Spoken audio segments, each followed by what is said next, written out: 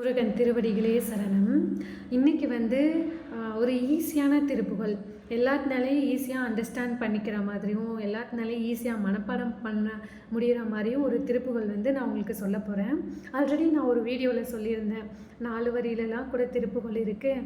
அதை நீங்கள் மனப்பாடம் பண்ணி வச்சுக்கிட்டீங்க அப்படின்னா, டெய்லி ஒரு 2 செகண்ட்ஸ் மட்டும் அதை சொல்லிக்கிட்டே வந்தீங்க அப்படின்னா, முருகன் ரொம்ப குசியாகி நம்ம கூடவே இருப்பார் அப்படின்னு சொல்லியிருந்தேன் இல்லையா? அதுக்கான திருப்புகளாக நீங்கள் இதை எடுத்துக்கோங்க. ஸோ அந்த திருப்புகள் என்னன்னு நான் சொல்லிடுறேன்.